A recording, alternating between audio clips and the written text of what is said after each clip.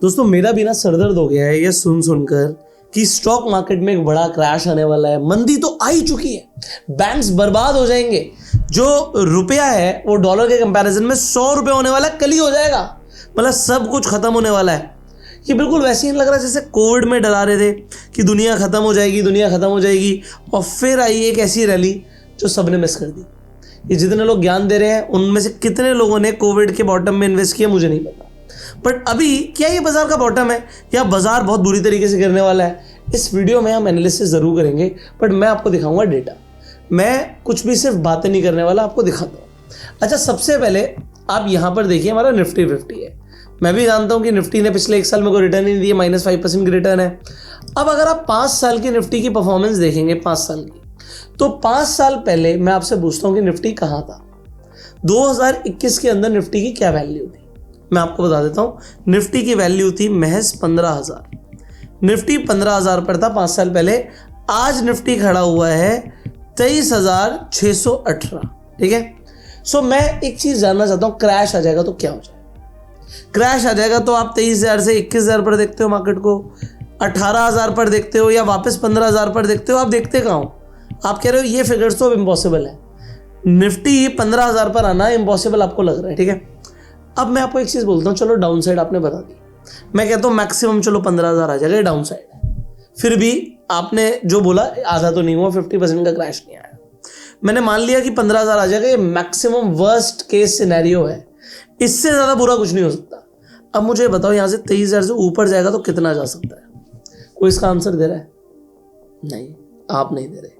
जब मार्केट 15,000 पर थी तब किसी ने सोचा था कि मार्केट इमीडिएटली, मतलब 2021 की मैं बात कर रहा हूँ, इमीडिएटली 17,000 पर पहुंच जाएगी 2021 के अंदर ही अंदर। तो अभी आपको 15 से 17 कुछ बड़ा जम नहीं लग रहा, 15 से 18 क्या लगता है यार, मतलब 3,000 पॉइंट ही तो बढ़ा।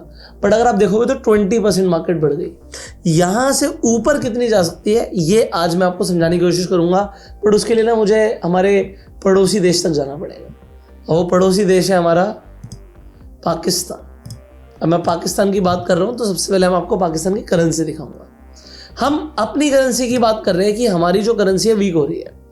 हमारा जो मतलब डॉलर का रेट था रुपए में, वो 2021 में 72 का था, ठीक है, 72 रुपीज़ का आपको $1 मिलता था। आज वो आपको मिलता है 96 का, और लोग बोल रहे हैं 100 रुपये का हो जाएगा डॉलर। मैं मानता हूँ ऐसा हो सकता है, ठीक है, इमीडिएटली होगा बहुत मुश्किल है, ऐसा नहीं है कि अभी इमीडिएटली हो जाएगा। 98 के ऊपर जाने में स्ट्रगल करेगा, ऐसा कोई मजाक नहीं हो रहा, और ये बढ़ के हो रहा है ये भी मैं आपको बताऊंगा। बट अभी के लिए चलो ये 100 रुपये हो भी गए।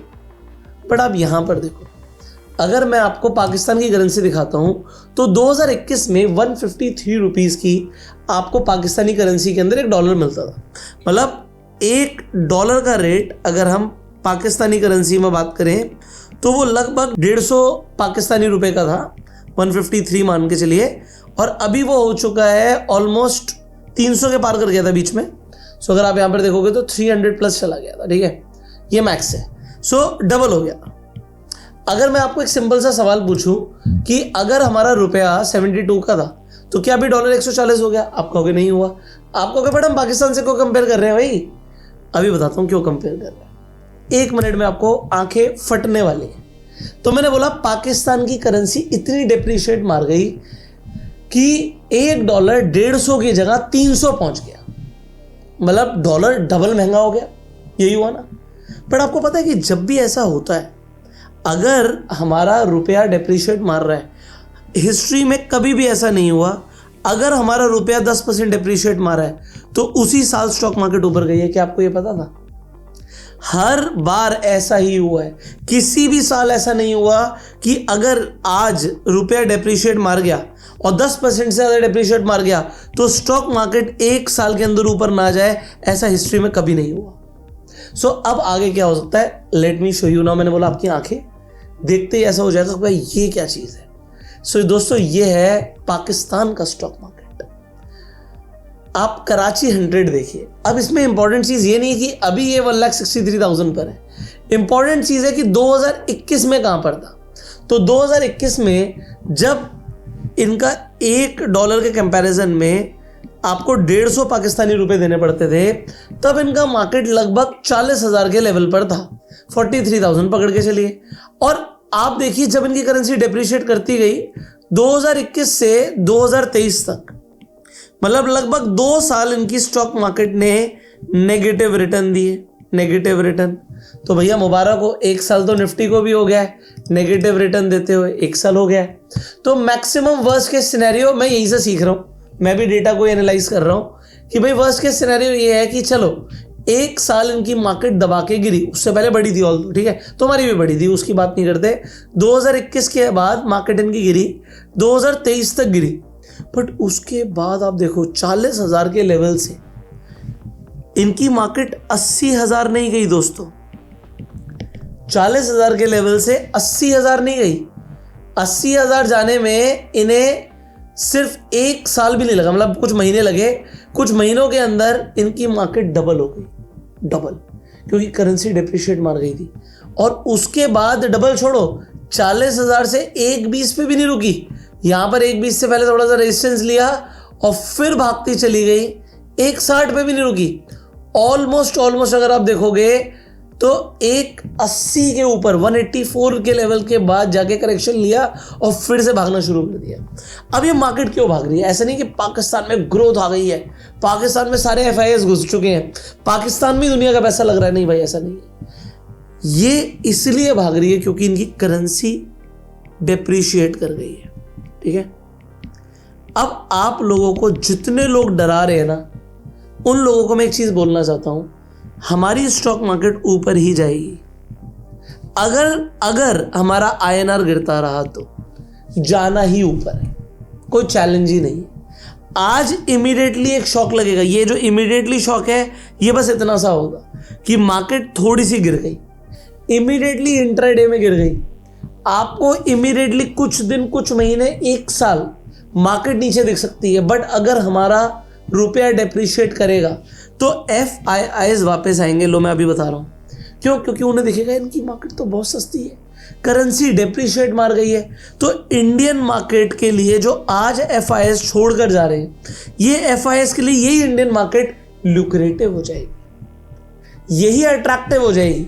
तो अब सबसे पहले एनालिसिस करते हैं कि हमारा जो रुपया है वो डॉलर के कंपैरिजन में भाई गिर क्यों रहा है, ठीक है, INR गिर क्यों रहा है, इसे समझते हैं।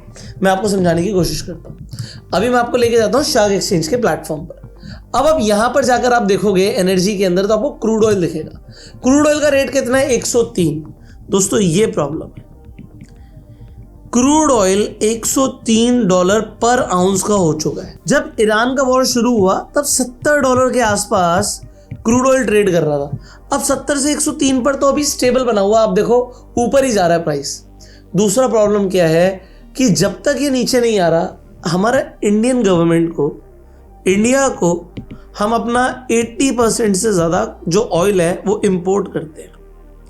अब जो इंपोर्ट करते हैं उसके लिए हम रुपया तो देते नहीं है, INR तो देते नहीं है, हम डॉलर में पेमेंट करते हैं। अब डॉलर में पेमेंट हम करते हैं और क्रूड ऑयल का रेट बढ़ता जा रहा है। तो इंडिया को जो क्रूड ऑयल का पेमेंट करना होता है ना, इसका हमारा जो बिल है वो ज़्यादा आ रहा है। अब आप एक बात सोचो, मैं अगर आपको बोलूँ आपके घर के अंदर बिजली लगती है, यूज़ होती है, मैंने एग्जाम्पल के लिए 10 रुपये लिया, कम होता ही है जनरली डोमेस्टिक में तो, बट मान लेते हैं 10 रुपये का रेट चल रहा है, तो 10 रुपये पर यूनिट आप यूज़ कर रहे हो। अब आप सोचो कल को सरकार बोले नहीं जी रुपया में नहीं होगा, हम डॉलर में चार्ज करेंगे, तो डॉलर में क्या होगा? आपको लगेगा चलो डॉलर का रेट मान के चलते हैं, आपको $0.1 देना है पर यूनिट। बट अगर डॉलर महंगा होता जा रहा है तो पहले आपका जो बिजली का बिल आ रहा था वो एकदम से आपको महंगा पड़ेगा। क्यों महंगा पड़ेगा? क्योंकि डॉलर महंगा हो गया, इसलिए आपको ज़्यादा पैसा देना पड़ेगा अपनी जेब से। सिमिलरली इंडिया को भी ज़्यादा पैसा देना पड़ रहा है क्योंकि उन्हें ऑयल इंपोर्ट करने के लिए डॉलर में पे करना पड़ रहा है। अब इससे सेकेंड प्रॉब्लम क्या हो रही है, जो हमारे फॉरेन रिजर्व्स हैं वो कम हो रहे हैं। अब जब किसी भी देश के फॉरेन रिजर्व्स कम होते हैं तो उनकी करेंसी डिप्रिशिएट मार जाती है। सो ये सिंपल सी प्रॉब्लम।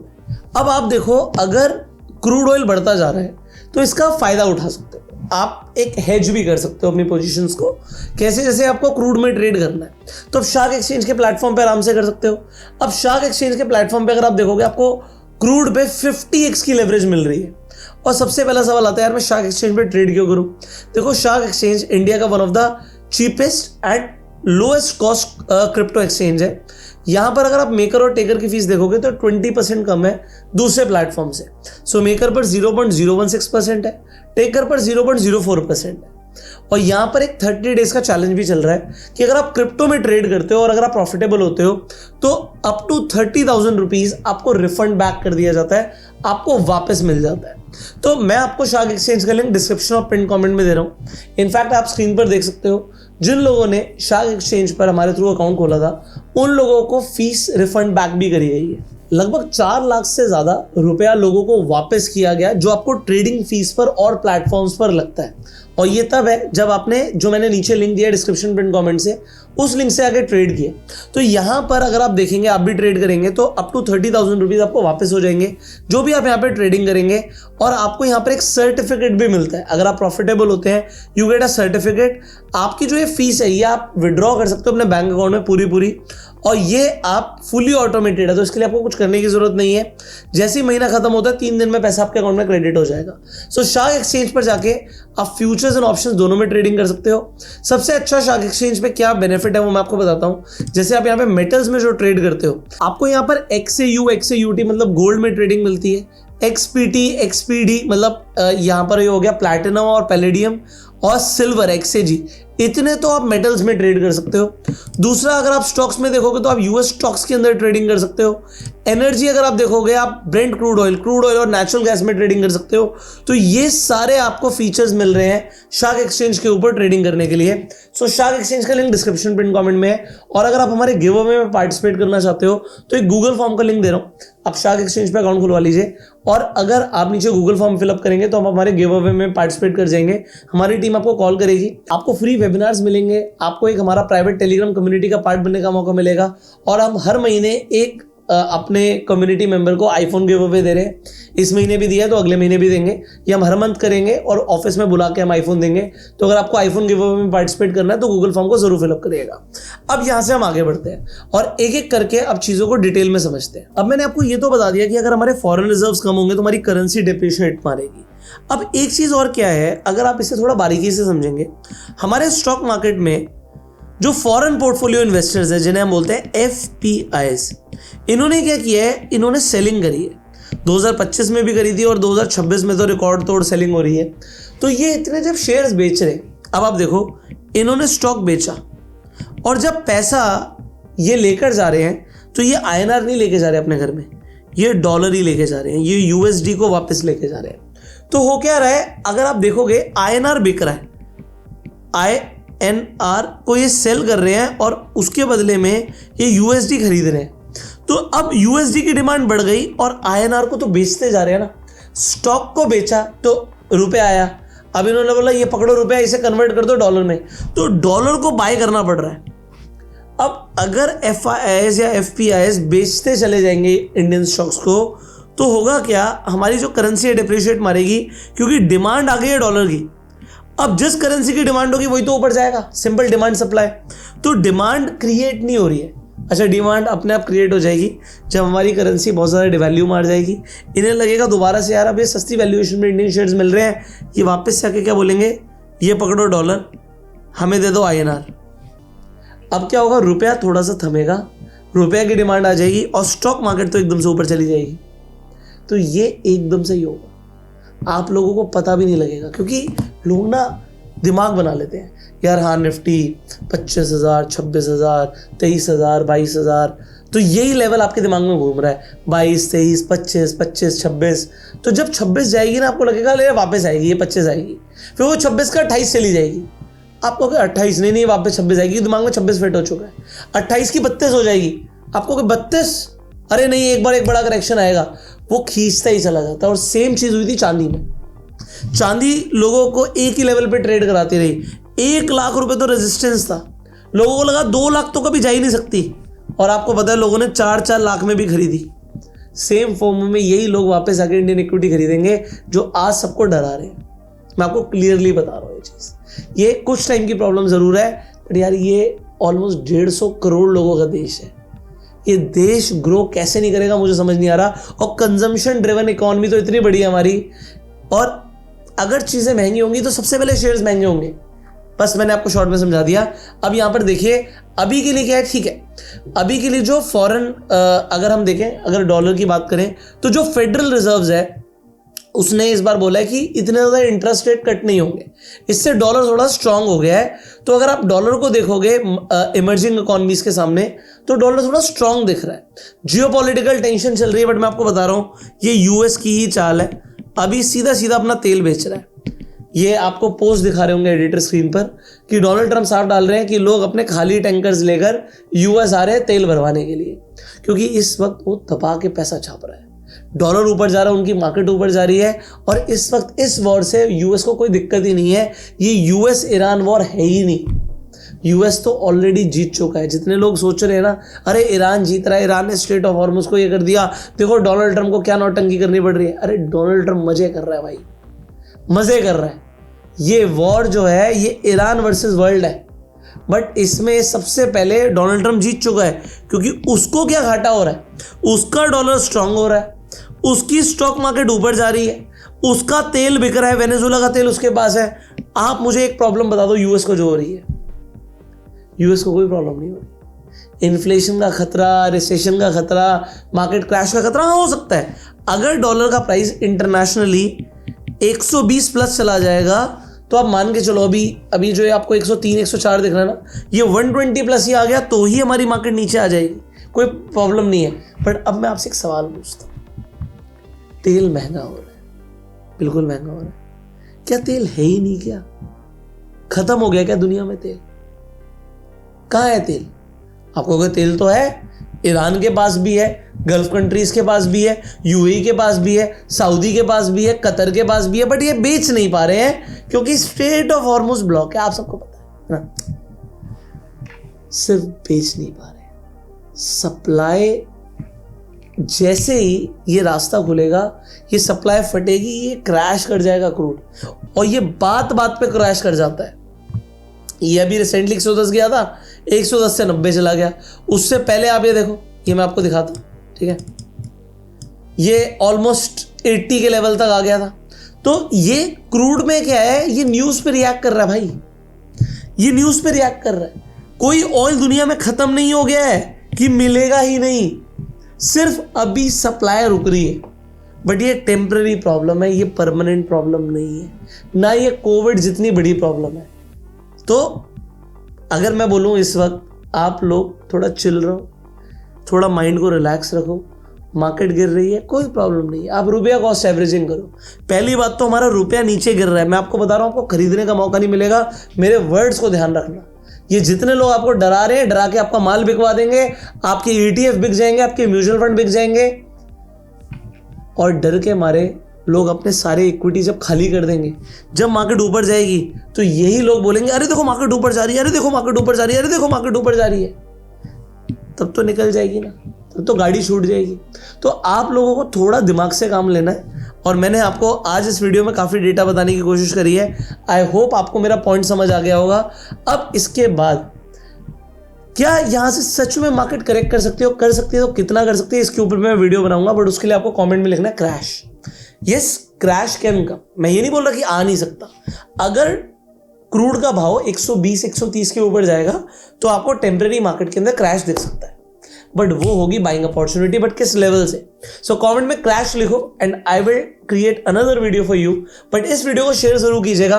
फाइनली शार्क एक्सचेंज के बेनिफिट्स मैंने आपको बता दिए कि लोएस्ट कॉस्ट है, 30 डेज चैलेंज चलता है यहाँ पर कि आप अगर प्रॉफिटेबल होते हो तो फीस रिफंड बैक कर दी जाती है। तो आप यहाँ पर आकर फ्यूचर्स में, ऑप्शंस में ट्रेड कर सकते हो। यहाँ पर सारे के सारे आपको क्रिप्टो कॉइन्स तो मिलते ही हैं, बट अब मेटल्स, स्टॉक्स, एनर्जी, इन सब में आप ट्रेड कर सकते हो। और यहाँ पर बिटकॉइन और इथेरियम के ऑप्शंस भी हैं, so you can trade in options also. So shark exchange का लिंक डिस्क्रिप्शन पिन कमेंट में है। और अगर आपको हमारे गिव अवे में पार्टिसिपेट करना है तो गूगल फॉर्म को जरूर फिलअप कर दीजिएगा। अगर आपको मार्केट क्रैश के ऊपर वीडियो चाहिए तो क्रैश अलग से लिखिएगा। मिलते हैं आपसे अगली वीडियो में, तब तक के लिए subscribe this channel, click on the bell icon. You go self made and जय हिंद।